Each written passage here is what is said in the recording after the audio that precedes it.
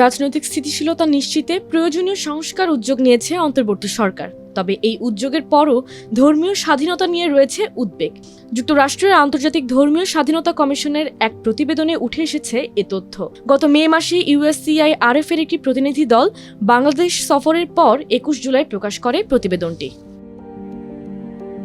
প্রতিবেদনে বলা হয়েছে, অন্তর্বর্তী সরকারের প্রধান উপদেষ্টা ডক্টর ইউনূস ধর্মীয় স্বাধীনতার প্রতি পুনর্ব্যক্ত করেছে তার সরকারের প্রতিশ্রুতি। তবে এখনও নিরাপত্তা এবং প্রকাশ্যে ধর্ম পালনের স্বাধীনতা নিয়ে উদ্বেগ প্রকাশ করেছেন অনেকেই।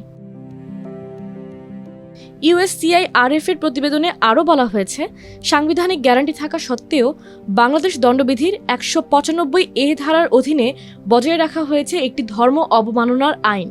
এছাড়া বজায় আছে সাইবার নিরাপত্তা আইন 2023। এই আইনের অধীনে ধর্মীয় অনুভূতিতে আঘাতের মতো বিষয়বস্তুকে অপরাধ হিসেবে গণ্য করে কারাদণ্ডের বিধান রাখা হয়েছে 2 বছর পর্যন্ত। USCIRF এর প্রতিবেদনে সংবিধান সংস্কার কমিশনের প্রস্তাবে ধর্মনিরপেক্ষতা শব্দের পরিবর্তে বহুত্ববাদ যুক্ত করার সুপারিশের প্রসঙ্গটিও উঠে এসেছে। তবে এটি প্রত্যাখ্যান করে আল্লাহর প্রতি পূর্ণ আস্থা ও বিশ্বাস ফিরিয়ে আনার দাবি একটি বড় রাজনৈতিক দল জানিয়েছে বলে উল্লেখ করা হয়েছে প্রতিবেদনে। এছাড়া প্রতিবেদনে দাবি করা হয়েছে, সংখ্যালঘু সম্প্রদায়গুলোর অভিযোগ এই সংস্কার প্রক্রিয়ায় অংশগ্রহণ করতে দেওয়া হয়নি তাদের।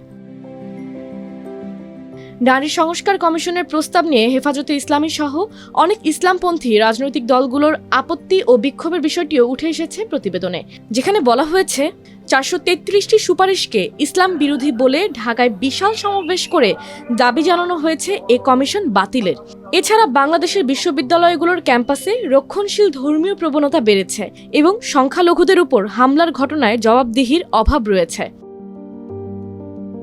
USCIRF এর প্রতিবেদনে হিন্দু, আদিবাসী, আহমদিয়া ও সুফি মুসলিমরা বৈষম্যের শিকার হচ্ছেন বলে অভিযোগ আনা হয়েছে।